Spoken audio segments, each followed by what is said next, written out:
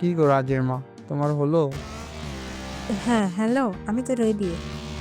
তুমি একা রেডি হলে তো হবে না। যার জন্য পাত্রী দেখতে যাওয়া, তোমার সেই গুণধর পুত্রটা কোথায়? সে কি রেডি হয়েছে? কেন গো ওর বের হয়নি? না, বের হয়নি তো। তাহলে মনে হয় ও এখন রেডি হচ্ছে। কি এখনো রেডি হচ্ছে? যাও গিয়ে তাড়াতাড়ি রেডি হয়ে নিচে আসতে বলো। এদিকে বাবুল আমার বারবার কল দিয়ে জিজ্ঞেস করছে, আমরা আর কত দূর এগিয়েছি? আর কতক্ষণ লাগবে? আমি বারবার ওর জবাব দিতে পারছি না। আচ্ছা রাজের আব্বু, তুমি মাথা ঠান্ডা করে নিচে যাও। আমি রাজকে ডেকে নিয়ে বের হচ্ছি। গিয়ে বলো একটু তাড়াতাড়ি যেন হয়। আচ্ছা যাচ্ছি। রাজের আম্মু গিয়ে রাজের দরজায় ধাক্কা দিয়ে বলল, কি রে রাজ, তোর হলো? হ্যাঁ আম্মু, হলো আর একটু। সে কখন থেকে রেডি হচ্ছিস কি বুঝলাম না বাবা। তোরা তো সময় কেন লাগে? আরে আম্মু হয়ে গেছে, আর একটু। কখন থেকে বলছিস আর একটু, কিন্তু তোর তো বের হওয়ার কোনো নামই নেই। আমার না হলে আমি বের হব কি করে বলো তো? ছেলে মানুষের যে রেডি হতে এত সময় লাগে তোকে না দেখলে বোঝার উপায় ছিল না আমার। প্লিজ আম্মু, আর একটু অপেক্ষা করো না প্লিজ। তোর জন্য অপেক্ষা করে পরে তোর আব্বুর কথা শুনতে হবে। তুই তো ভালো করেই চিনিস তোর আব্বুকে। তোর রেগে গেলে কিন্তু ওনাকে সামলানো আমার মুশকিল হয়ে যায়। তাই বলছে একটু তাড়াতাড়ি কর বাবা। তাড়াতাড়ি তো করছি আম্মু, আর কত তাড়াতাড়ি করতে বলছো? দেখ আমি এত কিছু জানি না, শুধু এটা বলে রাখি তোর আব্বু আজ রেগে গেলে কিন্তু আমি ওনাকে কিছুতেই সামলাতে পারবো না। সব দায় তোর থাকবে বলে দিলাম। এমন সময় রাস্তার রুম থেকে বেরিয়ে এসে বলল, আচ্ছা আম্মু চলো, তোমার কাউকে আর সামলাতে হবে না। এই দেখো আমি পুরো রেডি হয়ে গিয়েছি। ও মা রাজ, তুই পাঞ্জাবি পরেছিস?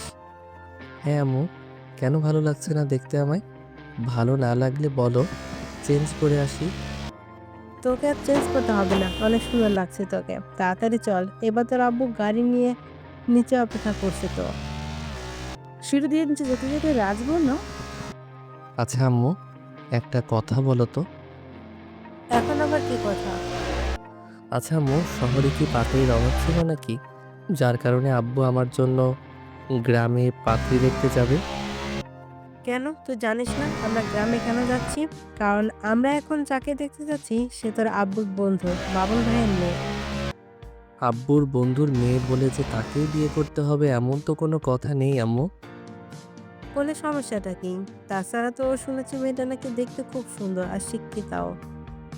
মানলাম মেয়েটা দেখতে সুন্দরী শিক্ষিতা, কিন্তু শহরে কি সুন্দরী শিক্ষিতা মেয়ে নাই নাকি, যে অজপাড়া গায়ে গিয়ে আমায় বিয়ে করতে হবে? ওই তোর যা বলার আমায় না বলে তোর আব্বুকে গিয়ে বল যা। ওরে বাবারে, খাইছে আমারে। আর মানুষ পেলে না এসব জিজ্ঞেস করার? তুমি জানো না আমি ওই লোকটাকে জমের মতো ভয় পাই। তাহলে আমায় কেন বলছিস? যে রাগ মানুষটার আমার ভয় লাগে কোনো কিছু বলতে থাকে। তুমিও ভয় পাও? দেখ রাজ, হাসবি না বলে দিলাম। আচ্ছা আম্মু বাদ দাও, তোমায় আব্বুকে কিছু জিজ্ঞেস করতে হবে না, চলো যাই। হ্যাঁ চল। রাজ তার আম্মু আব্বুর সাথে এখন গাড়িতে করে গ্রামে যাচ্ছে জান্নাতিকে দেখতে। যেতে যেতে চলেন গল্পের নায়ক নায়িকার পরিচয়টা দিয়ে দেয়। এতক্ষণে আপনারা নিশ্চয়ই বুঝে ফেলেছেন যে রাজই এই গল্পের নায়ক। হ্যাঁ, আপনাদের ধারণা ঠিক, ও নায়ক। রাজের পুরো নাম আরিয়ান আহমেদ রাজ, ডাকনাম রাজ। মা বাবার একমাত্র সন্তান সে। 2 বছর হলো অনার্স পাশ করে মনের সুখে ঘুরে বেড়াচ্ছে। অনার্স শেষ করার পর তার না পড়াশোনায় মন আছে, আর না কোনো কাজে মন আছে। কি যে হলো, তার সারাদিন বন্ধুদের সাথে শুধু আড্ডাবাজি করে বেড়ায়। রাত দুপুরে ডিস্কোতে গিয়ে নাচানাচি হই হুল্লোড়, শেষ রাতে মদ খেয়ে বাড়ি ফেরা, এইসবই প্রতিদিনের রুটিন হয়ে গিয়েছে তার। ছেলের এসব কর্মকাণ্ডে রাজের আম্মুর অবশ্য কিছু যায় আসে না, কারণ ওনার ধারণা শহরের ছেলেরা বিয়ের আগে এমন একটু আধটু করেই থাকে, এটা কোনো দোষের কিছু না। কিন্তু রাজের এমন কর্মকাণ্ডে তার আব্বু অতিষ্ঠ হয়ে গেছেন। অনেক চেষ্টা করে ছেলেকে কাজে মন দেওয়াতে পারছেন না তিনি। রাজের আব্বু মনে করেন রাজ হঠাৎ করে এমন হয়ে যাওয়ার পিছনে হয়তো কিছু বন্ধুই দায়ী। কারণ একটা কথা আছে, সৎসঙ্গে স্বর্গবাস আর অসৎসঙ্গে সর্বনাশ। রাজের ক্ষেত্রেও হয়তো তাই হয়েছে। অসৎ কিছু বন্ধু পাল্লায় পড়ে রাজ এমন হয়ে গিয়েছে। অনার্স পাশ করার পর বাবা বেশিরভাগ সময় ব্যবসায়িক কাজে শহরের বাইরে ছিলেন। ছেলের হঠাৎ এমন অধঃপতন হবে ভাবতে পারেননি তিনি। বাড়িতে তেমন একটা আসতেও পারেননি, তাই শাসন করতে পারেনি। এদিকে একমাত্র সন্তান বলে আম্মু তেমন একটা কিছু বলেননি। শাসনের অভাবে তাদের ছেলেটা আজ এমন হয়ে গিয়েছে। তাই আব্বু ইচ্ছে করেই ছেলের বিয়ে গ্রামে দিতে চাচ্ছেন, যেন গ্রামের বউয়ের ভালোবাসাতে ছেলেটা আবার আগের মতো হয়ে যায়। যাকে দেখে তারা গ্রামে যাচ্ছে তার নাম হচ্ছে জান্নাতুল ইসলাম মৌ। ডাকনাম মৌ। মৌ এবার অনার্স পাশ করেছে। এক ভাই এক বোন। পরিবারের তারা দুজন ছাড়াও আছে মা, বাবা, চাচা, চাচি, চাচাতো 2 ভাই আর দাদি। যৌথ পরিবারের মানুষ মৌ। দেখতে সুন্দরী হলেও তার ভিতরে বিন্দু পরিমাণ অহংকার নাই। পরিবার পর্ব শেষ, এবার গল্পে ফিরে যায়। রাজ গাড়িতে বসে আব্বুর দিকে তাকিয়ে মনে মনে বলল, আব্বু, তুমি আমায় গ্রামে নিয়ে যতই মেয়ে দেখাও না কেন, আমি কিন্তু কিছুতেই গ্রামের ওই হাবলাকান্ত মেয়ে বিয়ে করব না। আমি শহরে মানুষ এবং আমি শহরের কাউকেই বিয়ে করব। মেয়েটার বাড়িতে যাই একবার, বলবো এই মেয়ে আমার পছন্দ হয়নি। রাজের এসব ভাবনার মাঝেই তাদের গাড়িটা থেমে গেল। রাজ বলল, কি হলো, গাড়ি থামালো কেন? রাজের আব্বু বলল, নেমে আয়, আমরা চলে এসেছি। রাজ গাড়ি থেকে আব্বু আব্বুর পিছনে পিছনে মৌদের বাড়ির ভিতরে আসলো। এসে একটা রুমে বসলো তারা। খাওয়া দাওয়া শেষ করে মৌকে তাদের সামনে নিয়ে আসা হলো। রাজ তো মৌকে দেখে কিছুক্ষণের জন্য স্তব্ধ হয়ে গিয়েছে। রাজ বুঝতেই পারছে না মৌ কি সত্যি মানুষ, নাকি পরিস্থান থেকে ভুল করে উড়ে আসা কোন এক পরী। মৌয়ের দিকে থেকে যেন রাজ দৃষ্টি ফেরাতে পারছে না। রাজ মনে মনে ভাবছে, একটা মেয়ে এত সুন্দর হয় কি করে, তাও আবার গ্রামে বসবাস করে। নিজের চোখে না দেখলে বোঝার উপায় ছিল না যে গ্রামের মেয়েরাও সুন্দর হয়। রাজের এসব ভাবনার মাঝেই তার আব্বু আম্মুকে নিয়ে বাহিরে বেরিয়ে আসলো, যেন দুজন নিরালায় বসে কিছু সময় কথা বলতে পারে। আব্বু আম্মু কখন বাহিরে বেরিয়ে পড়েছে রাজের সেদিকে কোনো খেয়াল নেই। আব্বু আম্মু বাহিরে চলে যাওয়ার সুযোগে মৌয়ের চাচাতো বোন মিম দুষ্টুরা ফাঁসি দিয়ে রাজের কানের কাছে এসে ফিসফিস করে বলল, এই যে মিস্টার, এইভাবে আমার বোনের দিকে আর কতক্ষণ তাকিয়ে থাকবেন? কিছু তো বলেন। মিমের ডাকে রাজের হঠাৎ ঘোর কাটলো। মিম হা হা হা করে হেসে বলল, কি মশাই, পছন্দ হলো আমার বোনকে? রাজ কি উত্তর দিবে ভেবেই পাচ্ছে না। তাই রাজ বলল, না মানে বুঝেছি। আর মানে মানে করতে হবে না। আমি গিয়ে সবাইকে বলছি পাত্রের মেয়ে পছন্দ হয়ে গিয়েছে, ঠিক আছে? এই মেয়ে, আমি কখন বললাম যে তোমার বোনকে আমার পছন্দ হয়েছে? বলতে হবে কেন? আমি নিজেই আপনার হাব ভাবে বুঝে নিয়েছি যে আমার বোনকে আপনার পছন্দ হয়েছে। না, আমার ওকে পছন্দ হয়নি। পছন্দ যদি নাই হয় তাহলে এতক্ষণ যাবত ওর দিকে এমন ড্যাপ ড্যাপ করে তাকিয়েছিলেন কেন? কই, কখন তাকিয়েছিলাম আমি? ও মা, কি মিথ্যুক রে বাবা! আমি নিজে দেখলাম কেমন হ্যাবলার মতো আমার বোনকে দেখছিল, আর এখন বলে তাকাইনি। আমি মোটেও হ্যাবলার মতো তাকাইনি। তাহলে কিসের মতো তাকিয়েছিলেন? বানরের মতো? আমি কোনো কিছুর মতোই তাকাইনি।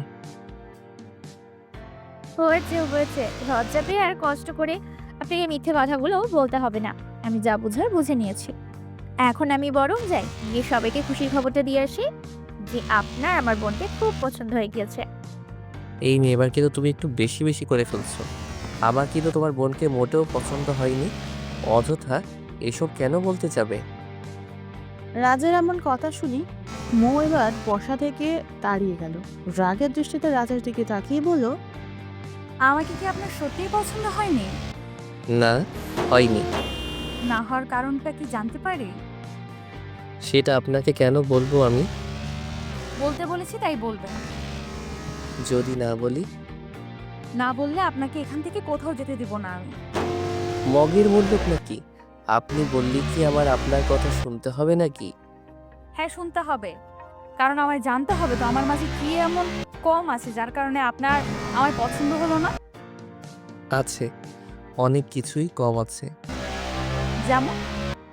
যেমন কিছু না, মানে আমি আপনাকে বলবো না।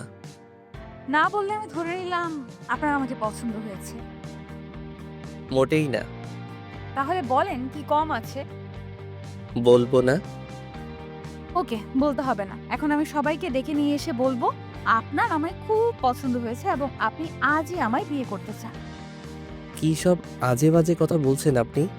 মাথা কি ঠিক আছে আপনার? হ্যাঁ, পুরোপুরিই ঠিক আছে এবং সুস্থ মস্তিষ্কে এই কথাগুলো বলছি আপনাকে। আচ্ছা, আপনারা গ্রামের মেয়েরা বুঝি এইভাবেই শহরের ছেলেদের ফাঁসিয়ে বিয়ে করেন? ও মিস্টার, মুখ সামলে কথা বলেন। ফাঁসিয়ে বিয়ে করি মানে? মনে হচ্ছে এভাবে জোর জবরদস্তি করে টাকার জন্য জোর করে বিয়ে করেন। এই মিস্টার শোনেন, আমরা গ্রামের মানুষরা দরিদ্র হতে পারি কিন্তু আপনাদের মতো লোভী নয়।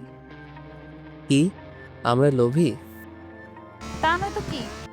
ফালতু মেয়ে একটা। এই জন্যে আমার গ্রামের মেয়েদের সহ্য হয় না। আমি এই বাড়িতে আর এক মুহূর্ত থাকবো না, এক্ষুনি চলে যাব। এই দাঁড়ান, কোথায় যাচ্ছেন আপনি? আপনাকে এখান থেকে যেতে দেবে কে শুনি? দেখেন, ভালো হচ্ছে না কিন্তু। খারাপটা কি হয় সেটাই তো আমি দেখতে চাই। এই মিম, যা তো গিয়ে সবাইকে ডেকে নিয়ে আয়। আমরা দুজন আজ এখনই বিয়ে করব। হ্যাঁ আপু, যাচ্ছি। তারপর মিম গিয়ে সবাইকে নিয়ে আসলো। সবাই তো কথাটা শুনে মহা খুশি। তারা সকলে বলল তাহলে আজই বিয়ে হয়ে যাক, আর দেরি কেন। রাজ আম্মুকে ভীষণ ভয় পায়, তাই আম্মুকে বলল, আম্মু একটু শোনো, কি শুনতাম এখন আবার? একটু শোনো না প্লিজ। দূর, তোকে নিয়ে আর পাই না আমি। এখন আমার শোনাশুনের এত সময় নাই। আমি কি বিয়ের ব্যবস্থা করি? যা বলার বিয়ে করে বউ নিয়ে গিয়ে বাড়িতে বলিস। দূর আম্মু, এই বিপদের সময় তোমায়ও পাশে পেলাম না আমি। এখন যে কি করি। মৌ পাশে বসে মিটি মিটি হাসছে। রাজের দিকে রাগে জ্বলে যাচ্ছে আর মৌকে বলছে, জোর করে আমায় বিয়ে করেছেন তো আমিও এর শোধ কি করে নেই দেখবেন আপনি। মৌ বলল, আপনি আমার কচু করবেন। রাজ মনে মনে বলল, হেসে নেন, যত পারেন হেসে নেন আপনি। বিয়েটা হোক না, বাড়ি যাই আগে, তারপর আপনাকে বুঝাবো রাজ কি জিনিস। রাজ আর মৌকে এক রুমে বসিয়ে দিয়ে সকলে ব্যস্ত হয়ে পড়েছে বিয়ের জোগাড় করতে। এর মাঝে কাজী সাহেবও চলে আসছেন। একটু পর বিয়ে পড়ানো শুরু করবেন। সকলের উপস্থিতি দেখে কাজী সাহেব বিয়ে পড়ানো শুরু করে দিলেন। এক পর্যায়ে বিয়ে সম্পূর্ণ হলো। সকলের থেকে বিদায় নিয়ে রাজের পরিবার মৌকে শহরে নিয়ে চলে আসলো। রাজ বিয়ে করে যতটা না অবাক হয়েছে, বাড়ি ফিরে এর চেয়ে বেশি অবাক হয়েছে। কারণ রাজ বাড়িতে এসে যা দেখলো তা দেখার জন্য সে মোটেও প্রস্তুত ছিল না। কারণ রাজবাড়িতে এসে রুমে গিয়ে দেখলো তার পুরো রুম ফুল দিয়ে খুব সুন্দর করে সাজানো হয়েছে। রুমে হঠাৎ এই অবস্থা দেখে রাজ কিছুটা ভূত দেখার মতো চমকে গেল। তারপর নিজেকে কিছুটা সামলিয়ে মনে মনে বলল, গ্রামে যাওয়ার আগে তো আমার ঘরে কোনো ফুলের অস্তিত্ব ছিল না, তাহলে হঠাৎ করে এই ঘরে ফুল আসলো কিভাবে? নিজেই রুম তো আজ নিজের চিনতে কষ্ট হচ্ছে আমার। আচ্ছা, হঠাৎ করে কে করলো এসব? আম্মু আব্বু যে করেছে ধরে নিব, তাও তো না, কারণ তারা তো সকাল থেকে আমার সাথে ছিল। তাহলে কে করলো? দূর, আমার মাথায় কিছু আসছে না। দেখি তো আম্মুকে ডেকে এই বিষয়ে আম্মু কিছু জানে কিনা। যেই ভাবা সেই কাজ। আম্মু আম্মু বলে চিল্লাতে শুরু করে দিল। রাজের এমন চিল্লানোর শব্দ শুনে আম্মু কিছুটা ভয় পেয়ে দৌড়ে তার রুমে আসলো। এসে বলল, কি রে, কি হয়েছে? আর এমন করে চিল্লাছিস বা কেন? আমার রুমে এসব কি? দেখে তো পারছিস ফুল, আবার জিজ্ঞেস করছিস কেন? জিজ্ঞাসা করছি এই জন্য যে আমার রুম ফুল দিয়ে এমন করে সাজানো হলো কেন। বিয়ের দিন মানুষ ফুল দিয়ে কেন রুম সাজায়, তুই জানিস না নাকি? বিয়ে? হা হা হা। এভাবে হাসছিস কেন পাগলের মতো? হাসছি কারণ আজ আমার বিয়ে হলো নাকি ফাঁসি দেওয়া হলো সেটাই তো ঠিক মতো বুঝতে পারছি না। কি সব আবার তারপর বলছিস? ফাঁসি হবে কেন? আজকে তোর বিয়ে হয়েছে, আজ তোদের বাসরাত বলেই তো ফুল নিয়ে আমার সাজানো হয়েছে। কিন্তু তোমরা তো আমার সাথে গ্রামে ছিলে, তাহলে রুমটা কে সাজালো? কে আবার সাজাবে? ফুলের দোকানের লোকেশন সাজিয়ে দিয়ে গেছে। বাড়ির চাবি তো আমাদের কাছে ছিল, তাহলে ওরা এসে কি করে রুম সাজালো? ওমা, কি করে আবার সাজাবে? তোর আব্বু তো গ্রামে যাওয়ার আগেই ওদের সাথে কথা বলে বাড়ির চাবি দিয়ে সব ঠিক করে গেছেন। তার মানে আমায় গ্রামে নিয়ে গিয়ে বিয়ে করানো, ফুল দিয়ে রুম সাজানো, সব প্ল্যান আগে থেকেই করা ছিল। হ্যাঁ, কেন? আমি কি বোকা? এ বিষয়ে কিছুই জানতে পারলাম না। জানলে কি হতো? জানলে আমি কিছুতেই গ্রামে যেতে রাজি হতাম না। হ্যাঁ, জানি তো। তাই জন্যই তো তোকে আগে থেকে কিছু জানাইনি। তোমরা আমার আড়ালে এত বড় একটা গেম খেললে, আর আমি কিছু বুঝতেই পারলাম না। বুঝলে তো তুই যেতে চাইতি না, তাই বাধ্য হয়ে এমন করেছি। গ্রামে আমার সাথে যা যা হলো, ওই মেয়েটা আমায় যা যা বলল, সব তাহলে তোমাদের প্ল্যান ছিল?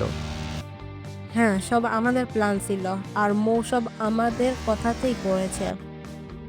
কিন্তু আমার সাথে এমন করার কারণটা কি আম্মু? পিছন থেকে রাজের আব্বু এসে বলল, কারণটা আমি বলি। কারণ হলো দিন দিন তোর যা অধপতন হচ্ছে, আমার আর তোর উপর ভরসা রাখতে পারছিলাম না। তুই আমাদের একমাত্র সন্তান, আমাদের দুইজনেরই বয়স হয়ে যাচ্ছে। ওই এ বয়সে তুই আমার ব্যবসা সব দায়িত্ব নিয়ে কাঁধে নিয়ে আমায় একটু অবসর দিবি, তা না করে বন্ধুদের সাথে আড্ডাবাজি মেতে উঠেছিস। রাত দুপুরে বাড়িতে ফিরছিস। এভাবে চলতে থাকলে বেশি দিন লাগবো না তোর ধ্বংস হতে। তাই বাধ্য হয়ে তোর বিয়ে করিয়ে দিলাম, যেন বউয়ের ভালোবাসায় নিজেকে শুধরে নিস। কিন্তু আব্বু, তাই জন্য তো আমাদের শহরেও কত মেয়ে ছিল। তুমি বিয়ের জন্য গ্রামে কেন গেলে? শহরের মেয়েদের উগ্র চলাফেরা আমার একদমই পছন্দ না। শহরের কোনো মেয়েকে ঘরের বউ করে আনলে তোর এই নষ্ট হওয়া জীবন থেকে ফিরিয়ে আনা দূরের কথা, তোকে আর অন্ধকারে ঠেলে দিত। তার জন্য আমি তোকে গ্রামে বিয়ে করিয়েছি। রাজ আর কিছু বলতে পারল না, একদম চুপ হয়ে গেল। রাজের চুপ থাকা দেখে আপু বলল, দেখ রাজ, পৃথিবীতে কোনো বাবা মা কখনো তাদের সন্তানের খারাপ চায় না। আমি তোর ভালোর কথা চিন্তা করেই সব কিছু করেছি। রাজ মনে মনে বলল, আব্বু, তুমি আজও সেকালেই পড়ে রইলে। আধুনিক সভ্যতায় বসবাস করেও নিজেকে আধুনিক করতে পারলে না। শহরের মেয়ে থাকতে আমার জন্য গ্রাম থেকে এক জঙ্গলি ধরে এনেছ। তুমি আমায় যতই জ্ঞান দাও না কেন, এই মেয়েকে আমি কিছুতেই মেনে নিব না। আর এই মেয়ের জন্য আমি কখনো আমার স্বাধীনতা ক্ষুণ্ণ করতে পারবো না। এতদিন আমি যেভাবে চলেছি, এখনো আমি সেভাবেই চলবো। রাজের এসব চিন্তার মাঝে মৌ দরজার সামনে এসে দাঁড়িয়ে আছে। হঠাৎ আম্মু চোখ পড়লো মৌয়ের দিকে। আম্মু মৌকে দেখে বলল, আরে মা, তুই এসেছিস? তা ওখানে দাঁড়িয়ে আছিস কেন? ভিতরে আয়। মৌ ভিতরে চলে আসলো। মৌকে দেখে রাজের আব্বু বলল, রাজের আম্মু, চলো এবার আমরা আমাদের রুমে যাই। হ্যাঁ, তাই ভালো, চলো যাই আমরা। আব্বু আম্মু দুজন মৌকে রাজের রুমে রেখে বেরিয়ে পড়ল।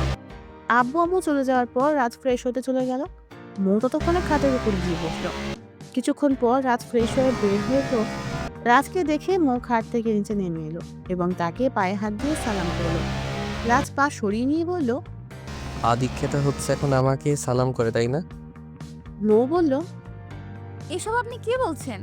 আধিক্যতা হবে কেন?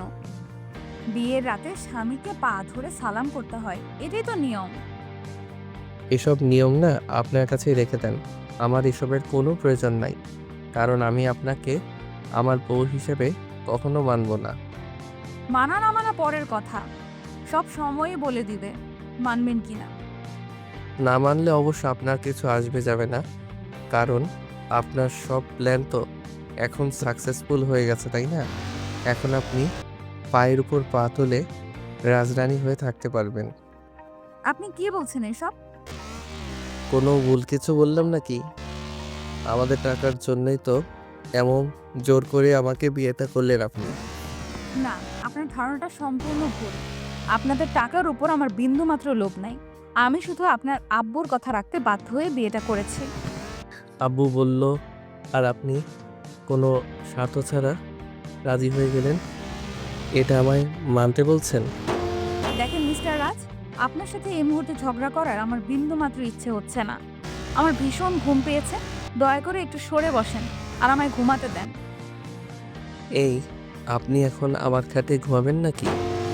তা নয়তো কি? ও মা গো, খাইসা আমারে জোর করে বিয়ে বসেছে, আবার এসেছে আমার সাথে এক বিছানায় ঘুমাতে। কেন? তাতে সমস্যাটা কি? সমস্যা অনেক। কিছু নামেন আগে, আমার খাট থেকে নামেন বলছি। কেন নামবো শুনি? কারণ আমি আপনার সাথে এক বিছানায় থাকতে পারবো না। তাহলে এক কাজ করেন, আপনি সোফায় গিয়ে ঘুমন। কি আমার রুম, আমি সোফায় ঘুমাবো মানেটা কি? কি করবেন তাহলে, যেহেতু আপনি আমার সাথে ঘুমোবেন না? আপনি গিয়ে সোফায় ঘুমান, আমি আমার খাটে ঘুমাবো। কি আমার খাট শুরু করলেন কেন? শোনেন, আজ থেকে এ খাট এ রুম আমাদের দুজনের, বুঝেছেন? দুজনের মানেটা কি? কে আপনি? কেন আপনি জানেন না আমি আপনার বিয়ে করা একমাত্র বউ? জোর করে বিয়ে করলেই বউ পাওয়া যায় না। জোর করে হোক আর যেইভাবেই হোক, বিয়ে যেহেতু হয়ে গিয়েছে সেহেতু আমি আপনার বউই, আর এই খাটেই আমি ঘুমাবো। মগের মুল্লুক নাকি? উড়ে এসে জুড়ে বসেছেন নাকি? না, উড়ে আসিনি তো, আপনাদের সাথে গাড়িতে করে এসেছি। ও মা, এই মেয়ে তো দেখছি হেব্বি শেয়ানা, কথাই পারা যায় না। হ্যাঁ, আমি সে আনাই। এখন বলেন, ঘুমাতে দিবেন নাকি মা বাবাকে ডেকে আনবো? আচ্ছা আচ্ছা ঘুমান, ওদের ডাকতে হবে না। মৌ হাহা করে হেসে বলল, মিস্টার রাজ, দেখলেন তো সোজা আঙুলে ঘি না উঠলে আঙুল কি করে বাঁকাতে হয়? আচ্ছা আচ্ছা ঘুমান, ওদের ডাকতে হবে না। দেখেন, কথা বললে কথা বাড়বে। আমি এখন আর আপনার সাথে কোনো রকম কথা বাড়াতে চাই না। এমনিতেই আপনি আর আমার আব্বু আম্মু মিলে আজ আমার যেটা করলেন তা আমি জীবনে ভুলবো না। আপনার কথা না হয় বাদই দিলাম, আমার আব্বু আম্মু কী করলো এটা আমার সাথে, সেটা ভেবেই তো আমার মনটা বারবার খারাপ হয়ে যাচ্ছে। যা করেছেন না, আপনারা ভালোই করেছেন। আপনার কি সত্যি মন খারাপ? আমার না আবার মন খারাপ করাটা সহ্য হয় না।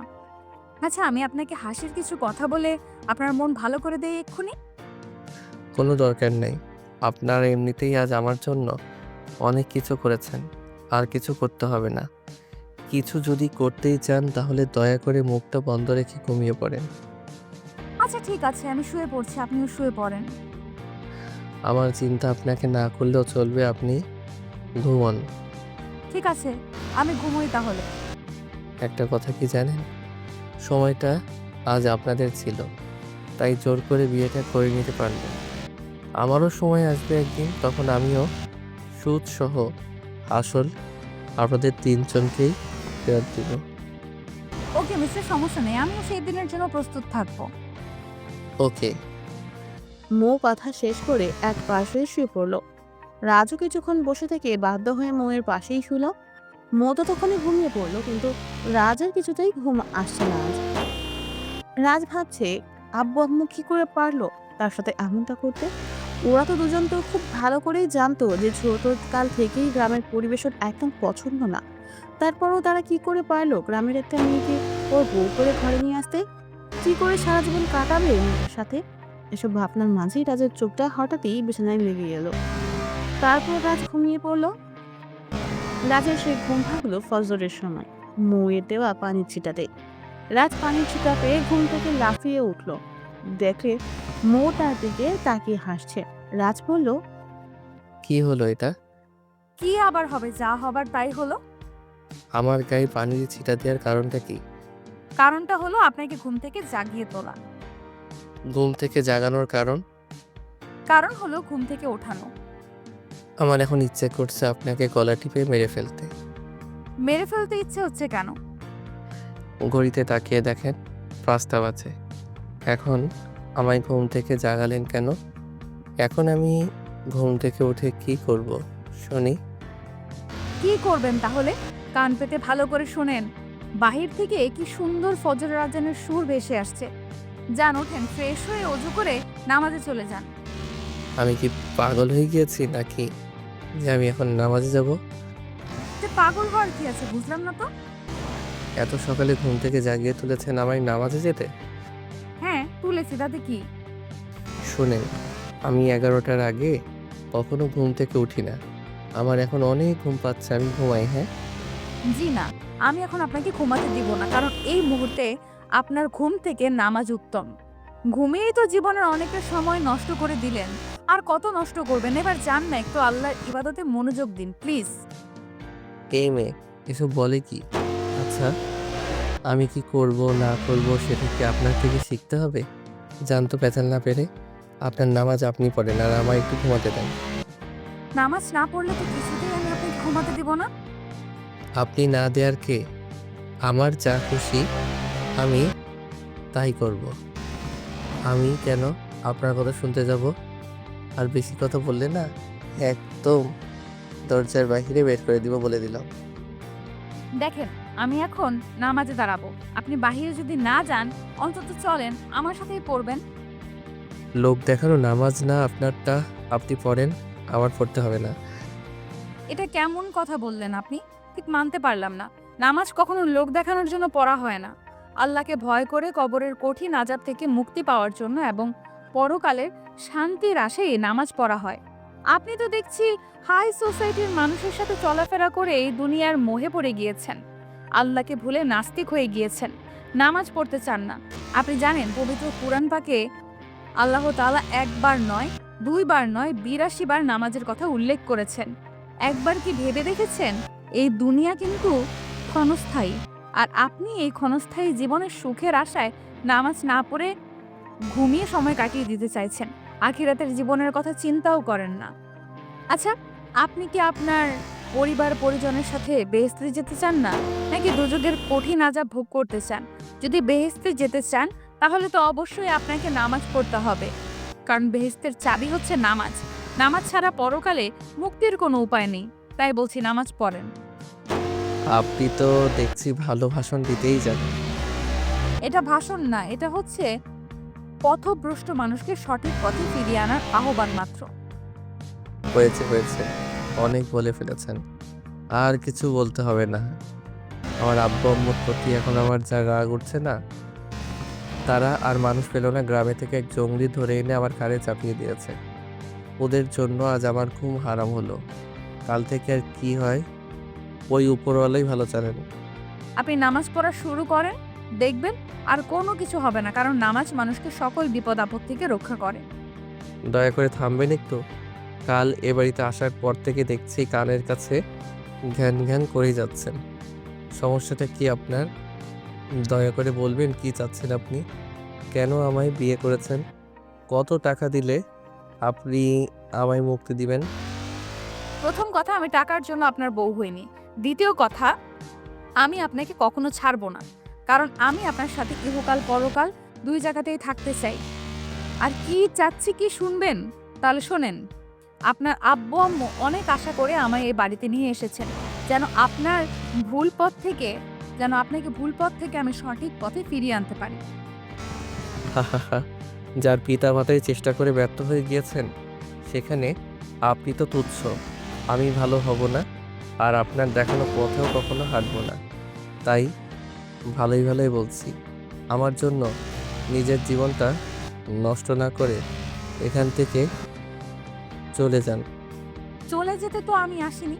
আমি জানি আমার উদ্দেশ্য একদিন সফল হবে, কারণ আল্লাহ আমার সাথে আছেন তো। কোনো কালই হবে না। অযথা বৃথা সময় নষ্ট করবেন। দেখা যাক না কি হয়। দেখতে থাকেন আপনি। এখন আপনি নামাজ পড়বেন না, তাই তো? হ্যাঁ, পড়বো না। আচ্ছা, আমি একাই পড়ি তাহলে, আপনি ঘুমোন। মৌ নামাজের জন্য চলে গেল আর রাজ আবার ঘুমিয়ে পড়ল। দুপুর 12টায় ঘুম থেকে উঠে সামান্য কিছু খেয়ে নিল, তারপর কয়েকজনকে ফোন দিয়ে বাইরে যাওয়ার জন্য বেরিয়ে পড়বে। তখনই মৌ বলল, 1 মিনিট দাঁড়ান। কি বলবেন তাড়াতাড়ি বলেন, আমার অনেক তাড়া আছে। কিসের তো তারা আপনার? আর কোথায় বা যাচ্ছেন জানতে পারি? তার কৈফিয়ত কি আপনাকে দিতে হবে? হ্যাঁ, দিতে হবে, যদি না দিই না হলে আমিও বের হতে দিব না।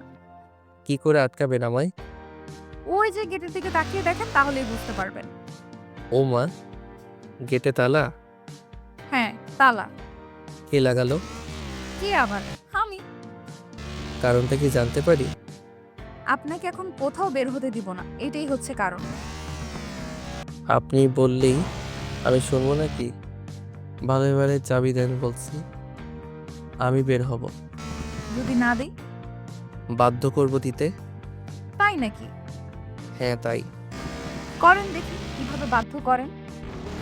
চাবি দেয় না বলে রাজ মৌয়ের হাতে এমন জোরে মোচড় দিল, মৌ তা কান্নাই করে দিল। মৌয়ের কান্নার শব্দ শুনে আপু আম্মু রুম থেকে বেরিয়ে আসলো। এসে দেখলো রাজ এখনো মৌয়ের হাত ধরে আছে আর মৌ চিৎকার করছে। রাজের আব্বু এসে তাড়াতাড়ি রাজের থেকে মৌয়ের হাত ছাড়িয়ে নিয়ে রাজের গালে ঠাস করে একটা থাপ্পড় দিয়ে বলল, কি হচ্ছেটা কি এসব? এমনভাবে কেউ কারো হাত ধরে? মেয়েটা ব্যথায় চিৎকার করছে, তোর কানে যাচ্ছে না? হ্যাঁ, কানে যাচ্ছে, কিন্তু ও গেটে তালা কেন লাগিয়েছে জিজ্ঞেস করো ওকে। ওর সাহস কি করে হয় আমায় এইভাবে আটকে রাখার? তোর বাইরে কি এমন কি কাজ আছে? আগে সেটা শুনি একটু। আছে, কাজ আছে, চাবি দিতে বলো ওকে। চাবি তো ওর কাছে নেই, চাবি আমার কাছে। আর তালা আমি ওরে লাগাতে বলছি, তাই লাগিয়েছে। কিন্তু কেন? তোকে সঠিক পথে ফিরিয়ে আনতে। এমনিতেই তো এই মেয়েটার সাথে বিয়ে দিয়ে আমার জীবনটা তোমরা শেষ করে দিয়েছো, আর কি চাও? দেখ, কোনো বাবা মা সন্তানের কখনো খারাপ চায় না। আমরা যা করেছি তোর ভালোর কথা চিন্তা করেই করেছি। দরকার নেই আমার এমন ভালোর। গাইয়া এক মেয়ে নিয়ে তোমরা সারা জীবন কাটাতে পারো, কিন্তু আমি পারবো না। কারণ আমার পছন্দ মডার্ন মেয়ে। গাইয়া আলকানসে মেয়ে আমার একদম পছন্দ না। দেখ, তুই যে পথে হাঁটছিস এটা ঠিক নয়। তুই এসব পথ থেকে ফিরে আয়। আমি ফিরে আসবো না, আমি এই পথে হাঁটবো। আর শোনো, এতদিন আমি তোমায় ভয় পেতাম এবং কিছুটা রেসপেক্ট করতাম, কিন্তু আজ থেকে তাও করব না। আমি আমার মতো করে চলবো, কারো কোনো কথা শুনবো না আজ থেকে। তাহলে আমার বিষয় সম্পত্তি কানা করিও পাবি না, সব আমি বৌমার নামে লিখে দেব। তোমার যা খুশি হয় করো, তাও আমি এই মেয়েকে মেনে নিব না। চাই না তোমার সম্পত্তি কানা করি, তোমরা থাকো তোমাদের সম্পত্তি আর এই মেয়েকে নিয়ে। আমি চললাম। যা না, যা মানা করেছে কি? নষ্ট তো হয়েই গেছিস। বাইরে থেকে বেরিয়ে দেখ না, জীবন কতটা কষ্টের। কে তোকে নেশা করার টাকা দেয় আমিও দেখি। কে আবার দিবে? আমার বন্ধুরা আছে না, তারাই দিবে। দেখ না কয়দিন দেয়, আমিও দেখি একটু। কে তোরে সেই জনদরিদ্রের বন্ধুগুলো। মৌ আর দাঁড়িয়ে থাকতে পারলো না, বলল, বাবা ওকে যেতে দিন, ওর যেখানে খুশি ও যাক। রাজ চাবি নিয়ে গেট খুলে বেরিয়ে পড়লো।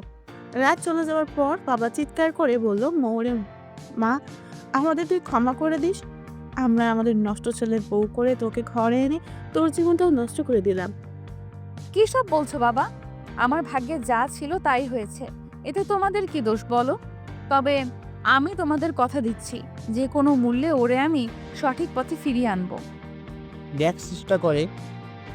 এভাবে দেখতে দেখতে রাত হয়ে গেল। রাত 10টায় নেশা করে বাড়ি ফিরল। রাতে ঘুমিয়ে আবার ঘুম থেকে উঠে সেখানে চলে যায়। মৌয়ের কোনো কথা শুনে না। এভাবেই প্রতিদিন চলতে থাকলো। একদিন সারা রাতে আর বাসায় ফিরেনি। মৌ তো চিন্তায় পড়ে গেল। তাই ফজরের নামাজ পড়ে বাবাকে গিয়ে বলল, ও কোথায় কোথায় যায় তোমরা জানো? হ্যাঁ জানি, কিন্তু কেন? সেই ঠিকানাটা আমায় দাও তো। কি করবি ঠিকানা দিয়ে? দরকার আছে, আমায় দাও তো।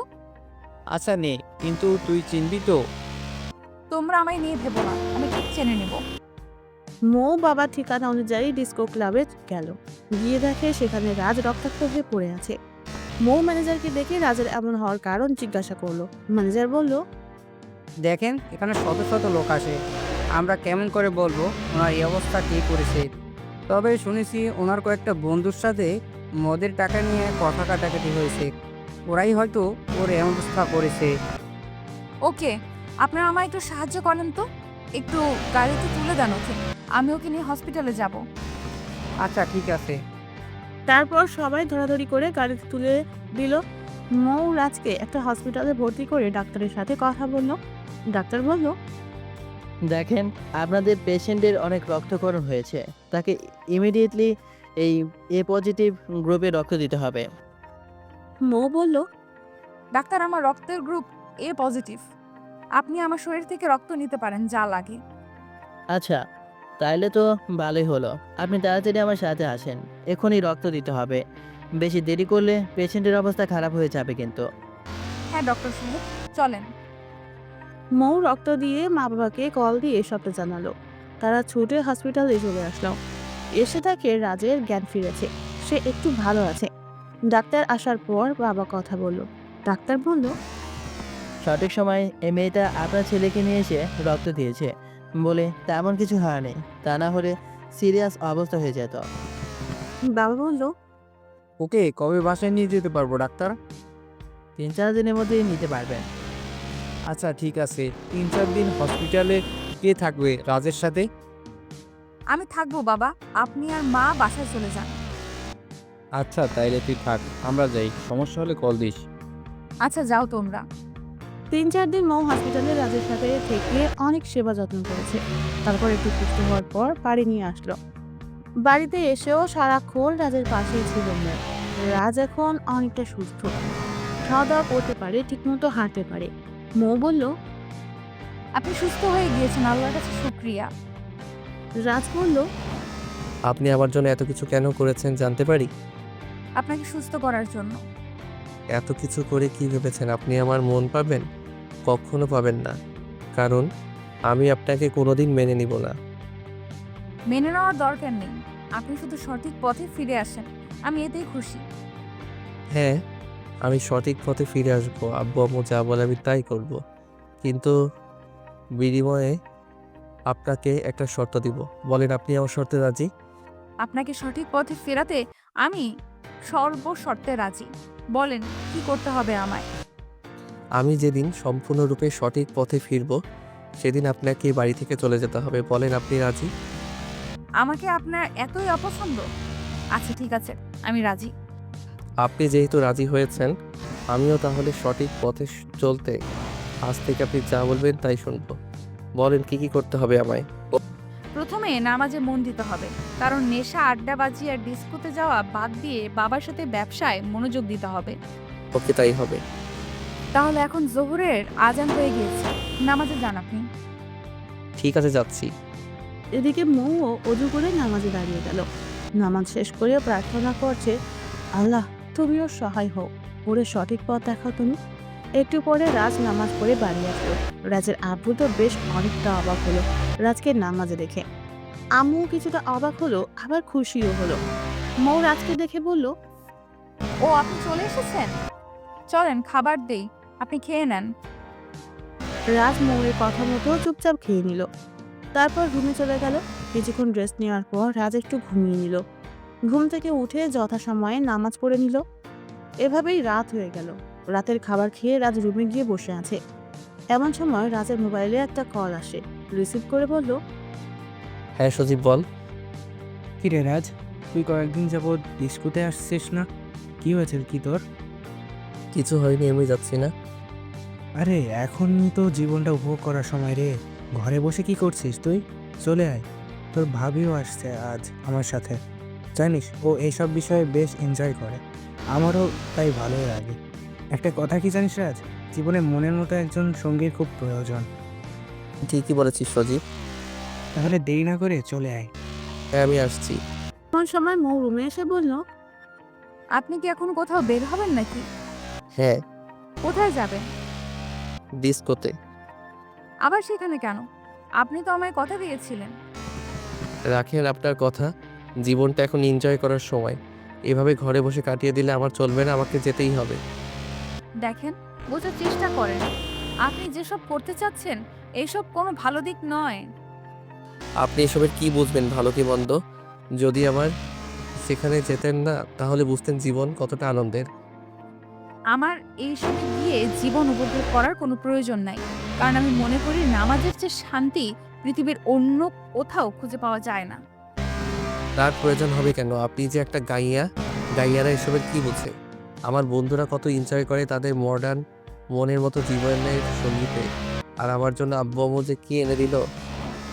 দেখেন, জন্ম, মৃত্যু, বিয়ে তিনটি জিনিস আমাদের হাতে নেই। আগে থেকে মহান আল্লাহ সব নির্ধারণ করে দেন। তাই বলছি, অন্যের বউ দেখে আফসোস করবেন না।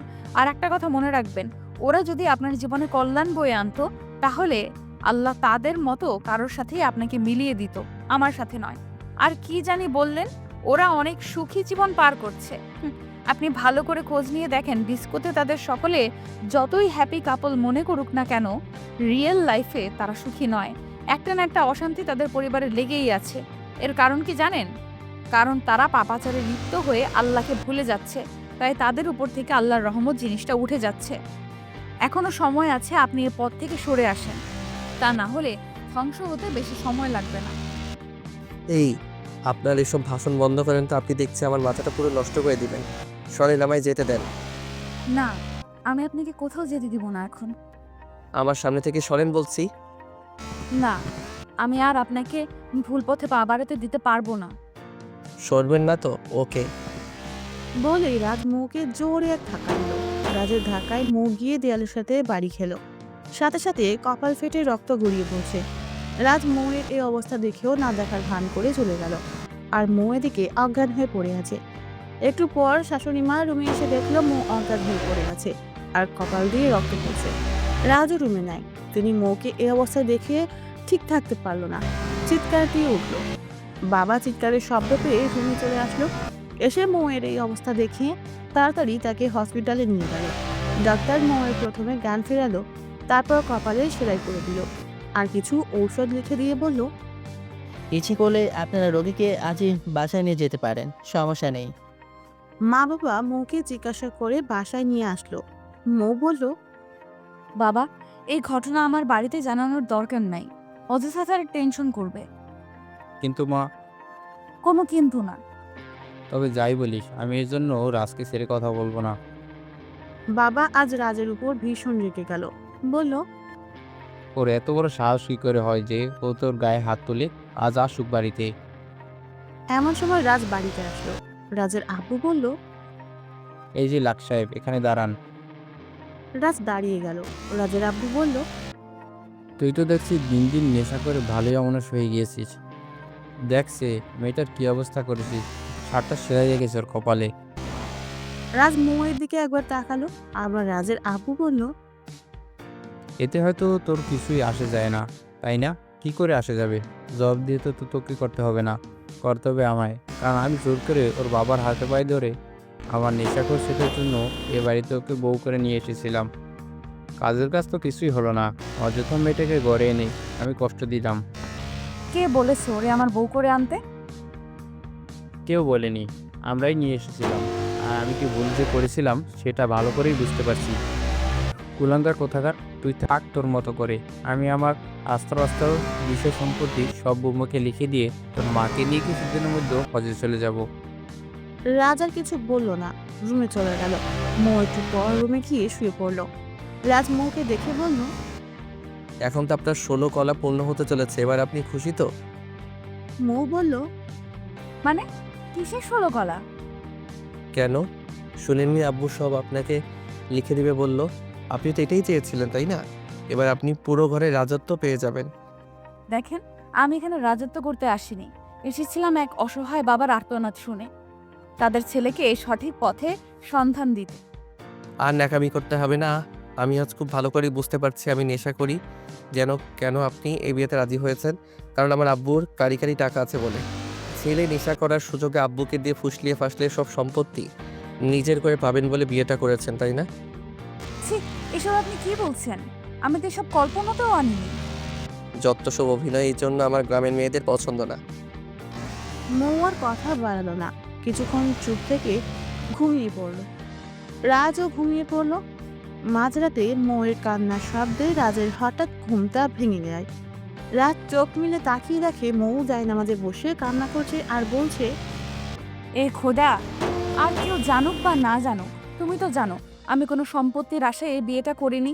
এই বিয়েটা আমি করেছিলাম শুধুমাত্র আমার শ্বশুরের অনুরোধ রাখতে।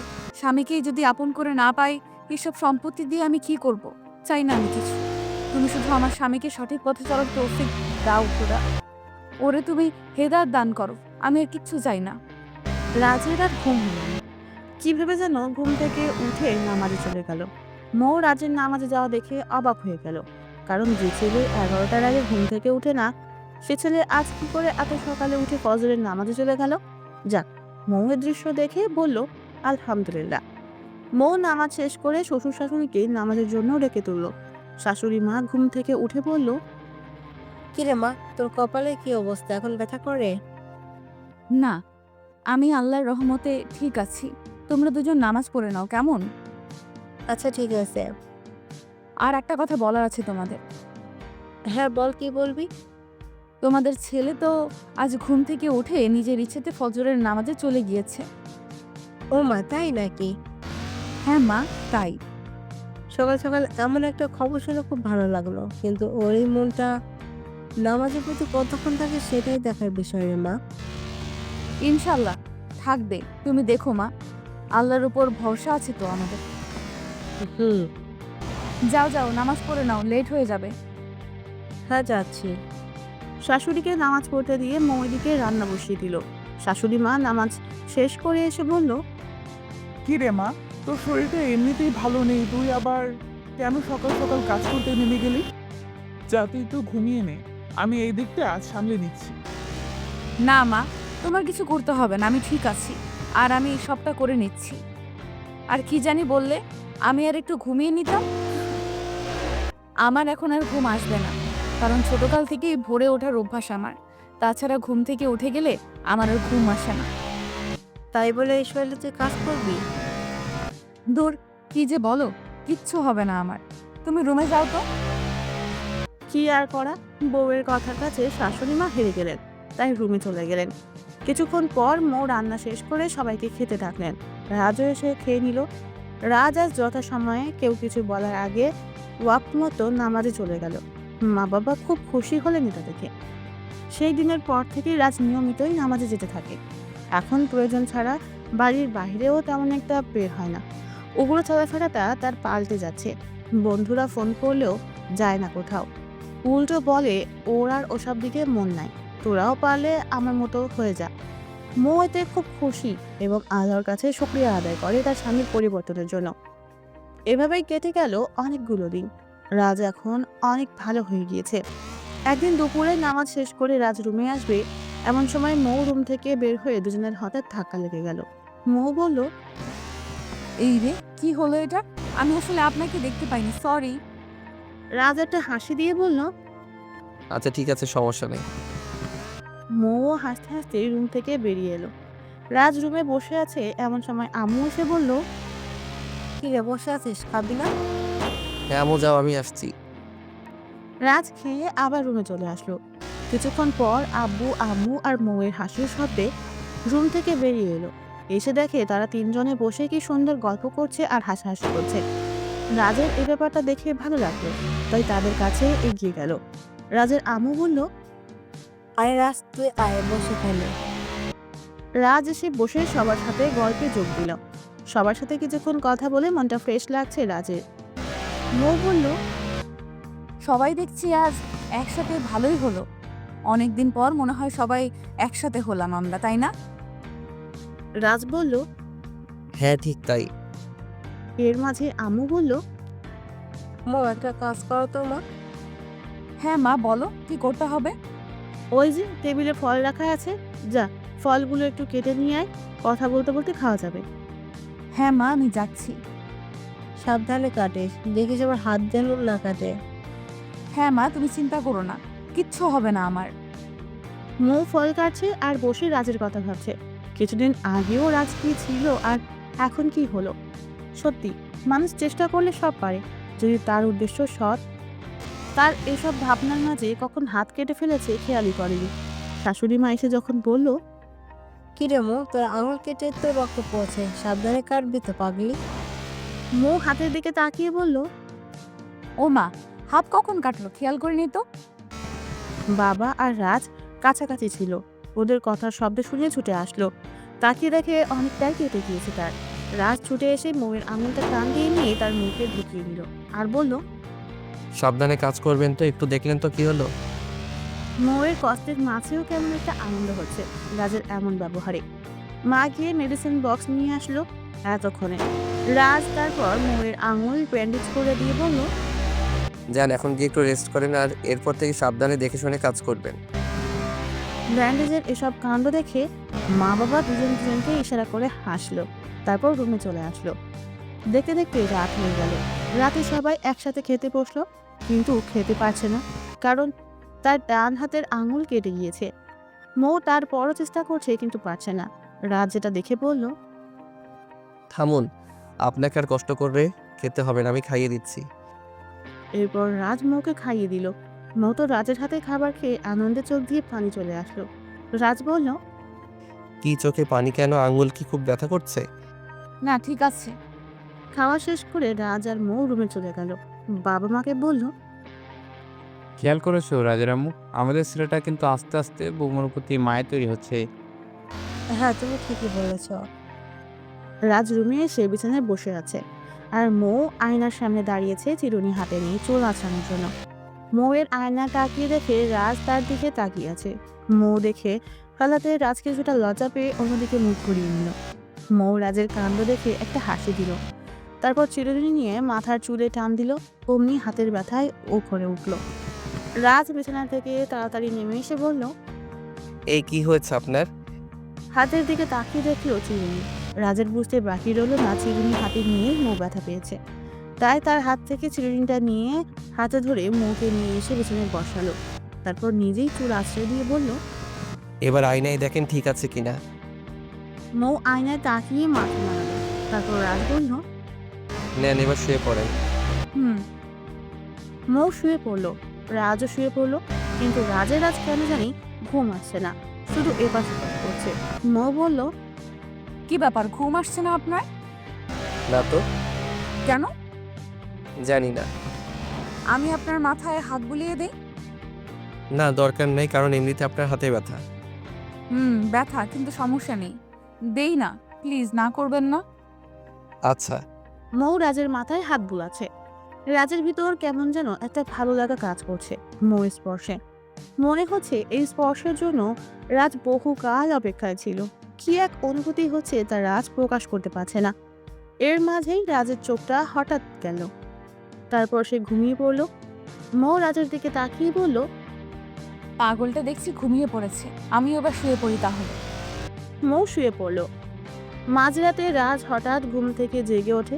পাশ ফিরে তাকাতেই মৌয়ের ঘুমন্ত মুখটা তার চোখে পড়ল, কিন্তু চুলগুলো সামনে চলে আসায় মুখটা স্পষ্ট দেখতে পাচ্ছে না। মুখ দেখা যাচ্ছে না বলে রাজ মুখের উপর থেকে আস্তে আস্তে করে মৌয়ের চুলগুলো একটু সরিয়ে নিল। তারপর মৌয়ের দিকে ভালো করে তাকালো। তাকিয়ে কপালের দিকে চোখ পড়ল রাজের। রাজ খেয়াল করলো তার দেওয়া সেই আঘাতের চিহ্নটা কপালে এখনো স্পষ্টভাবে বোঝা যাচ্ছে। নিমেষেই রাজের মনটা খারাপ হয়ে গেল আর নিজের ভিতরে একটা অপরাধ বোধ কাজ করলো। রাজ মনে মনে বলল, মৌ, তুমি আমায় ক্ষমা করে দিও প্লিজ। তখন আমি না বুঝেই এমনটা করেছিলাম। কপালের কাটা জায়গাটায় রাজ হাত বুলালো একটু। রাজের হাতে স্পর্শে মৌ চেকে যাচ্ছে, তাই রাজ তাড়াতাড়ি হাত নামিয়ে আবার অন্য পাশে শুয়ে পড়ল, যেন মৌ কিছু বুঝতে না পারে। মৌ সজাগ হয়ে দেখলো রাজ ঘুমিয়ে আছে আর বাহিরে ফজরের আজান হচ্ছে। মৌ বিছানা থেকে উঠে রাজের কপালে একটা চুমু দিয়ে অজু করতে চলে গেল। রাজ এদিকে মৌয়ের চুমু পেয়ে পাগল প্রায়। রাজ একা একাই বলতে লাগলো, ও মা, আজ তো দেখছি মেঘনা চাইতেই বৃষ্টি জড়লো আমার উপর।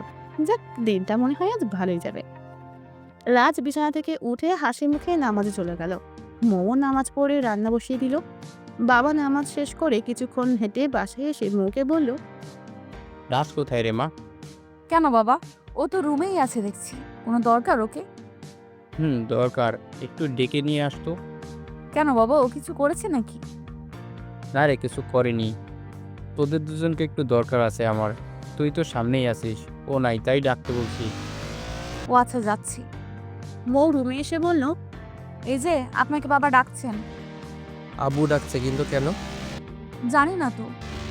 আচ্ছা আপনি যান, আমি আসছি। রাজ গিয়ে বলল, আব্বু আমায় দেখেছো? শুধু তোকে একা নয়, মৌকেও ডেকেছি। মৌ বলল, হ্যাঁ বাবা, এবার বলো। তোর মা আর আমি তো অনেকদিন থেকেই বলছিলাম হজে যাব, কিন্তু এতদিন ধরে তো কোনো ভরসা পাচ্ছিলাম না। এখন তো রাস্তায় অনেকটাই পরিবর্তন হয়ে গেছিস, তাই ভাবছি সব তোদেরকে বুঝিয়ে দিয়ে সামনের মাসেই আমরা হজ করতে চলে যাব। তোরা দুজন কি বলিস? মৌ বলল, বাবা, এটা তো খুব ভালো কথা, তোমরা যাও, আমরা দুজন এদিকটা সামনে নেব। রাজও একই কথা বলল।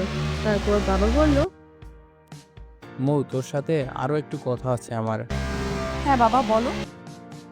ভাবছিলাম একটু গ্রামে যাব, অনেকদিন যাব তো তোর বাবার সাথেও দেখা হয় না, গিয়ে দেখা করে আসি। আর সকলে যাওয়ার আগে একবার দাওয়াত করে আসি। ভালো কাজ যাচ্ছি, সকলের দোয়া নিয়ে যেতে হবে তো। মৌ বলল, কি, তুমি গ্রামে যাবে? হ্যাঁ রে মা। ইস, আমি কতদিন যাবৎ বাড়ি যাই না, কাউকে দেখতেও পারছি না, মনটা কেমন ছটফট করছে তাদের জন্য। বাবা, তুমি আমায় তোমার সাথে নিয়ে যাবে প্লিজ? তুই যাবি আমার সাথে? হ্যাঁ বাবা, আমি যাব।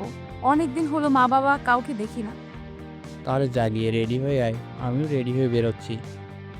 আচ্ছা বাবা। একটু পর বাবা আর মৌ বেরিয়ে পড়লো। মৌ চলে যাবার পর রাজ বাড়িতে কেমন একা হয়ে গেল। কিছু ভালো লাগছে না তার, কেমন যেন এক শূন্যতা অনুভব করছে। রাজ মনে মনে বলল, মেয়েটা বাড়িতে থাকলে তো আমার এমন লাগে না, তাহলে আজ কেন এমন লাগছে? মেয়েটার মাঝে কি আছে আমি নিজেই জানি না। কেন যে আজকাল ওর প্রতি মনটা বারবার টানে আমি বুঝে উঠতে পারি না। কখন যে ও আসবে বাড়িতে আর কখন যে ওকে দেখতে পাবো কে জানে। সকালে ওর চুমু খেয়ে ভাবছিলাম দিনটা হয়তো আজ ভালোই যাবে, কিন্তু কিসের আর ভালো গেল। এভাবে মৌটানে ছটপট করেই রাজের সারা দিন চলে গেল। সন্ধ্যার সময় মৌ আর বাবা বাসায় ফিরল। বাসায় ফিরে মৌ নিজের রুমে না গিয়ে মায়ের রুমে চলে গেল। বাড়ি থেকে তাদের সকলের জন্য খাবার পাঠিয়েছে, সেগুলো মাকে দিল। আর বাড়ির অনেক গল্প করলো মায়ের সাথে। গল্প করতে করতে রাত হয়ে গেল। ঘড়িতে তাকিয়ে মা বলল, কিরে, রাতের খাবারের যে সময় হয়ে গিয়েছে, খাবি না? চল খেয়ে নেই, যা গিয়ে রাজকে ডেকে নিয়ে আয়। হ্যাঁ মা, যাচ্ছি। মৌ রাজকে গিয়ে বলল। এই যে মা আপনাকে খাবার খেতে ডাকছে। রাজ মনে মনে বলল, ইস, কোনো সন্ধ্যায় বাড়ি ফিরেছে আর মহারানীর এতক্ষণে সময় হলো এই রুমে আসার। খাবো না খাবার আজ? মৌ রাজের দিকে তাকিয়ে দেখে রাজ এখনো বিছানায় নাই, তাই কাছে গিয়ে বলল, কি ব্যাপার, খাবার খাবেন না? চলেন। না, খাবো না। কিন্তু কেন? এমনি। এমনি আবার কেউ না খায় নাকি? খিদে নেই নাকি? জানি না। ও মা, এইভাবে কথা বলছেন কেন? কারোর উপর রাগ করেছেন নাকি? করলেই বা কার কি? যদি বলি কারো অনেক কিছু। অনেক কিছু না ছাই। রাগটা যে আমার উপর করেছেন ভালো করেই বুঝতে পারছি। দয়া করে বলবেন কেন রাগ করেছেন? আপনি সন্ধ্যায় বাড়ি ফিরে এই রুমে আসলেন না কেন? ও, এই জন্য রাগ করেছেন? আসলে মায়ের সাথে কথা বলতে বলতে খেয়াল ছিল না। সেখানে থাকতেন, আসলেন কেন? যান, চলে যান। আচ্ছা, আমার ভুল হয়ে গিয়েছে, সরি। এই যে দেখেন, কানে ধরলাম। এবার তো খেতে চলেন। আচ্ছা ঠিক আছে, আর কানে ধরতে হবে না, এবার খেতে চলেন। চলেন। খেয়ে এসে দুজনে ঘুমিয়ে পড়লো।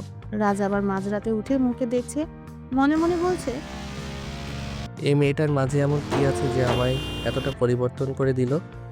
আজ তো নিজেকেই নিজে চিনতে পারছি না, আমি কি ছিলাম আর আজ কি হয়ে গেলাম। যাকে একদিন গাইয়া বলে অবজ্ঞা করতাম, আজ যেন তাকেই আমার কাছে বেশি ভালো লাগে। আসলে এই মেয়েটার দিকে যতই তাকাই ততই যেন তার মায়ায় পড়ে যাচ্ছে। জানি না কি আছে তার মাঝে, হয়তো আমি ওকে একটু একটু করে ভালোবেসে ফেলছি। দেখো কি সুন্দর করে ঘুমিয়ে আছে, কি সুন্দর লাগছে দেখতে তাকে। ঘুমালে যে কাউকে এত সুন্দর লাগে আগে জানা ছিল না। বড্ড মায়াবী আর পবিত্র লাগছে তাকে। অবশ্য তাকে পবিত্র লাগারই কথা, কারণ ও সবসময় আল্লাহর কাজে নিজেকে মগ্ন রাখে। শুনেছি যারা সবসময় আল্লাহর কাজে মগ্ন থাকে তাদের মুখের উপর এমনিতে একটা নুরানি ভাব চলে আসে, যার গুণে তাদের দেখতে এত সুন্দর লাগে। তবে যাই বলি, আমি ওর কাছে চিরকৃতজ্ঞ যে ও আমায় অন্ধকার পথ থেকে ফিরিয়ে আলো সন্ধান করে দিয়েছে। তা না হলে আমি একদিন সত্যি সত্যি অন্ধকারে তলিয়ে যেতাম। শুকরিয়া মহান আল্লাহর কাছে ও তার কাছে যে আমায় সঠিক পথ দেখিয়েছে। বাহিরে আজান হচ্ছে। রাজের সেদিকে কোনো খেয়ালই নেই, সে মৌকে দেখছে তো দেখছেই। এভাবে লুকিয়ে দেখার মাঝেই মৌয়ের ঘুমটা ভেঙে গেল। মৌ চোখ মেলে তাকিয়ে দেখে রাজ অবাক হয়ে তার দিকে তাকিয়ে আছে। মৌয়ের চোখে চোখ পড়তেই রাজ চোখটা নিচের দিকে নামিয়ে নিল। রাজ যতই চোখ নিচেই নামিয়ে নেয় না কেন, মৌয়ের বুঝতে বাকি রইল না যে রাজ তাকে ঘুমন্ত অবস্থায় লুকিয়ে লুকিয়ে দেখছিল। মৌ বিছানা থেকে উঠে পড়লো নামাজের জন্য। একটা হাসি দিয়ে অজু করতে চলে যাচ্ছে। যেতে যেতে বলল, লুকিয়ে লুকিয়ে তো অনেক দেখা হলো, এবার নামাজে যান মশাই। মৌয়ের কথাতে রাজও হেসে দিল। তারপর নামাজে চলে গেল। রাজ নামাজ শেষ করে রুমে যাবে এমন সময় বাবা বলল, রাজ, এদিকে একটু আয় তো। হ্যাঁ আব্বু, আসছি, বলো। কিছুদিন পর তো আমরা চলে যাব, তার আগে তো সব কিছু বুঝিয়ে নিতে হবে, তাই না? হ্যাঁ আব্বু, তুমি যে কয়েকদিন বাড়িতে আছো একটু একটু করে আমায় বুঝিয়ে দিও, তাহলে আমি আস্তে আস্তে সবটা বুঝে নিতে পারবো। ঠিকই বলেছিস। এখন বলো কি করতে হবে আমায়? দেখ রাজ, প্রথমে তোকে একটা কথা বলি শোন। যে কোনো ব্যবসার মূলধন হচ্ছে সততা। যাই করে সবসময় ইমান ঠিক রেখে করবি, তাহলে দেখবি সব কাজের সফলতা পাবি। অসৎভাবে বেশি টাকা উপার্জন করে হারাম খাবার খাওয়ার থেকে সৎভাবে ব্যবসা করে কম খেয়ে বেঁচে থাকা উত্তম। আচ্ছা, আমি চেষ্টা করব সবটা তোমার মতো করে করতে। এখন চল তোকে কিছু বুঝিয়ে দেই, আর কখনো কি করতে হবে সময়ের সাথে তোকে আমি সব বলে দিব, ঠিক আছে? আচ্ছা। এভাবে একটু একটু করে কিছুদিনে রাত সবটা বুঝে নিল। দেখতে দেখতে আব্বু আম্মুর হজে চলে যাওয়ার দিনও ঘনিয়ে আসলো। 2 দিন পর তাদের ফ্লাইট। তাই বাড়িতে আজ সকল আত্মীয় স্বজনকে দাওয়াত করা হলো। সকাল থেকে বাড়িতে অনেক আত্মীয় স্বজন আসতে শুরু করলো। মৌয়ের বাড়ি থেকেও সবাই চলে এসেছে। মৌ আজ অনেক খুশি সবাইকে একসাথে পাশে পেয়ে। কাজ করে ব্যস্ততায় অর্ধেক দিন কেটে গেল মৌয়ের। দুপুরে শাশুড়ি মা বলল, সকাল থেকে অনেক কাজ করেছিস, এবার যা তো মা, গিয়ে একটু রেডি হয়ে আয়। একটু পর ঢাকার সব আত্মীয় স্বজন আসতে শুরু করবে। তারা অনেকে তোকে এখন পর্যন্ত দেখেনি, ফোন করে বললো বৌমাকে আজ কিন্তু দেখবো। আমি বলছি আচ্ছা সমস্যা নেই, আমি ঈদের সামলে নিচ্ছি, তুই যা, গিয়ে একটু রেডি হয়ে আয়। আচ্ছা মা, যাচ্ছি। তারপর মৌ রুমে এসে সাদা রঙের একটা থ্রি পিস পরলো, চোখে একটু কাজল দিল, আর ঠোঁটে হালকা একটু লিপস্টিক দিয়ে আবার শাশুড়ির কাছে চলে আসছিল। এমন সময় রাজ সামনে পড়ে গেল। রাজ মৌকে নিচ থেকে উপর পর্যন্ত দেখে বলল, মাশাআল্লাহ, অপূর্ব লাগছে দেখতে। মৌ লজ্জায় নিচের দিকে তাকিয়ে আছে। এমন সময় রাজের মোবাইলটা হঠাৎ বেজে উঠল। রাজ কলটা রিসিভ করার সুযোগে মৌ দৌড়ে পালালো রুম থেকে। রাজ কল রিসিভ করে বলল, তুই আর কল দেওয়ার সময় পেলি না বন্ধু? আচ্ছা সমস্যা নেই, বল এখন কেমন আছিস? ওপাশ থেকে কান্নার শব্দ ভেসে আসলো আর বলল, বন্ধু আমি ভালো নেই। কেন, তোর কি হয়েছে সজীব? আর কাঁদছিসই বা কেন এভাবে? বন্ধু, আমার সব শেষ হয়ে গিয়েছে। আমি অনেক বড় ভুল করে ফেলেছি। তোর কথায় যদি সেদিন আমি পাপের পথ ছেড়ে ভালো পথে চলে আসতাম, তাহলে আমায় আজকে এই দিনটা দেখতে হতো না বন্ধু।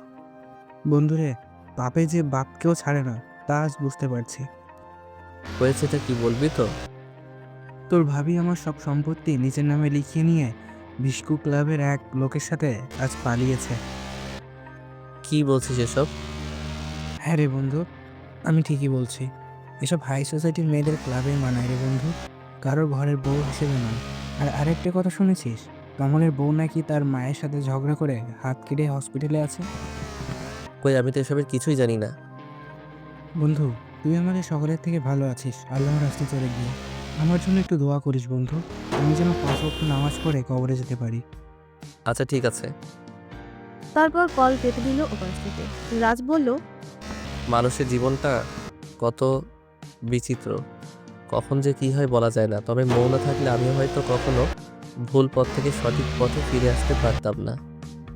ভাবতে অবাক লাগে, মাতাল হয়ে পড়ে থাকা রাজ এখন 5 ওয়াক্ত নামাজ পড়ে।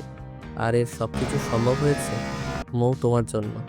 এতদিন আমি বলতাম তুমি আমার যোগ্য নও, আর আজ মনে হচ্ছে আমি নিজেই তোমার যোগ্য নই মৌ। সত্যি তুমি অনেক ভালো একটা মেয়ে, যার কোনো তুলনা হয় না। আমার অনেক ভাগ্য যে তোমার মতো একজন জীবনসঙ্গী আমি পেয়েছি। তুমি গ্রাম থেকে শহরে বউ হয়ে এসে কি সুন্দর আমার সাথে, আমার আব্বু আম্মুর সাথে নিজেকে মানিয়ে নিয়েছো। খুব ভালোবেসে ফেলেছি তোমায়, খুব বেশি। রাজ রুমে বসে বসে এসব ভাবছে আর মৌ ওইদিকে সব মেহমানদের সাথে কথা বলছে।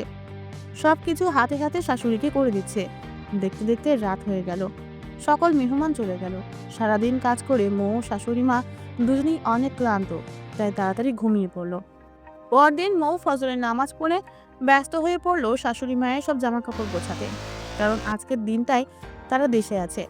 সকাল হলেই মা বাবা বেরিয়ে পড়বেন। সব কিছু গুছিয়ে দিয়ে বলল, মা দেখো এইসব ঠিক আছে কিনা। মা বলল, হ্যাঁ মা, সব তো ঠিকই আছে। বাবারগুলো একবার দেখে নাও ঠিক মতো নিয়েছি কিনা। তোর বাবারগুলো আরো 4-5 দিন আগেই গোছানো হয়ে গিয়েছে। তাহলে তো ভালোই। আর শোনো, আজ সারাদিন তোমার আর বাবার কোনো কাজ নাই, শুধু নামাজ পড়বে, খাবে আর ঘুমাবে, তোমরা বুঝেছো? বুঝেছি, তোর কথা না শুনলে উপায় আছে নাকি আমাদের? মনে থাকে জানো। মৌয়ের কথা মতোই সারাদিন কেটে গেল। তারপর রাতে খেয়ে মা বাবা তাড়াতাড়ি শুয়ে পড়ল, কারণ সকালে উঠে রেডি হয়ে বের হতে হবে। রাত শেষ হয়ে ভোর হয়ে গেল। মা বাবা উঠে নামাজ পড়ে খেয়ে রেডি হয়ে নিল। রাজ আর মৌ মা বাবাকে এয়ারপোর্টে গিয়ে দিয়ে আসলো। পরদিন মা বাবা কল দিয়ে জানালো তারা ঠিক মতো পৌঁছে দিয়েছে। মৌ খবরটা শুনে বলল, আলহামদুলিল্লাহ, আর কোনো টেনশন নাই। রাজা দিদি রেডি হচ্ছে বাইরে যাওয়ার জন্য। মৌ বলল, আপনি আবার এখন কোথায় যাচ্ছেন শুনি? ওমা, আব্বু যে দায়িত্বগুলো দিয়ে গেছে সেগুলো পালন করতে হবে তো নাকি? ও হ্যাঁ, তাই তো। আপনাকে আমার কিছু বলার আছে। হ্যাঁ বলেন। এখন না, বাসায় এসে তারপর বলবো। বিকেলে রাজ বাসায় চলে আসলো। রাজ বাসায় আসার সাথে সাথে মৌ বলল, ও আপনি চলে এসেছেন, ভালোই হলো। এই নেন, এখানে সকল কিছুর চাবি রাখা আছে। আপনি সব কিছু এবার বুঝে নেন। আমি বুঝে নিব মানে? আপনি এভাবে ব্যাগ ট্যাগ গুছিয়ে কোথায় যাচ্ছেন? ও মা, আমার যে এবার চলে যাওয়ার পালা। মনে নাই আপনাকে কথা দিয়েছিলাম, যেদিন আপনি সঠিক পথে ফিরে এসে ব্যবসার সকল দায়িত্ব বুঝে নেবেন সেদিন আমি আপনার জীবন থেকে চলে যাব। আজ তো কথা রাখার সময় এসেছে, তাই চলে যাচ্ছি। ভালো থাকবেন, আমি গেলাম। যেই মৌ চলে আসবে অমনি রাস্তায় হাতটা ধরে ফেললো। তারপর বলল, সকালে যে বললাম তোমার সাথে কথা আছে, কি কথা আছে সেটা না শুনেই চলে যাবে? কি আর বলবেন, চলে যেতেই হয়তো বলবেন। না, সেসব কিছুই না। আচ্ছা মৌ, তুমি তো চলে যাচ্ছ, একটাবার ভেবে দেখেছো কি তুমি চলে গেলে আমার কি হবে? কি আর হবে, আপনার মনের মতো দেখে শহরের কাউকে খুঁজে নেবেন। আমার শহর যে আজ তোমার গ্রামের শিক্ষার কাছে হেরে গেছে মৌ। আমি আজ যা কিছু হয়েছি সব তো তোমারই জন্য। তুমি চলে গেলে আমি কি করে কাকে নিয়ে থাকবো বলতে পারো? এই রাজ্যে আর আগের রাজ নেই, অনেক পাল্টে গেছে। এই রাজ্যে তার মৌকে খুব ভালোবেসে ফেলেছে, তাকে ছাড়া সে কি করে কেমন করে বাঁচবে বলতে পারো? রাজ তুমি? হ্যাঁ মৌ, আমি তোমায় খুব ভালোবেসে ফেলেছি। তোমায় ছাড়া আমি একটা মুহূর্ত কল্পনা করতে পারি না। তুমি চলে গেলে যে আমি মরেই যাব। মৌ রাজের মুখে ধরে বলল, না রাজ, এমন কথা বলতে নেই। তোমায় ছেড়ে চলে গিয়ে কি আমি ভালো থাকতে পারবো? তাহলে কেন চলে যাচ্ছিলে? আমিও তো যে তোমার কথা দিয়েছিলাম চলে যাব, তাই। সে কথা আমি ফিরিয়ে নিচ্ছি। তোমায় কোথাও যেতে হবে না। বলো, আমায় ছাড়া কোথাও যাবে না তুমি? বলো, যাবে না? যাব না তো কোথায় বা যাব আমি, যে এই মানুষটার মাঝে আটকা পড়ে গেছি। খুব ভালোবেসে ফেলেছি তাকে। সত্যি? রাজ মুখে এক টান দিয়ে বুকে টেনে নিল, কপালে চুমু দিয়ে বুকে জড়িয়ে নিল। মৌ রাজকে শক্ত করে জড়িয়ে ধরল। এরপর দুজন দুজনকে ভালোবাসা দিয়ে চির আপন করে নিল। এমন ভালোবাসাগুলো যেন পৃথিবীর বুকে অনন্তকাল বেঁচে থাকে সে প্রত্যাশাই করি।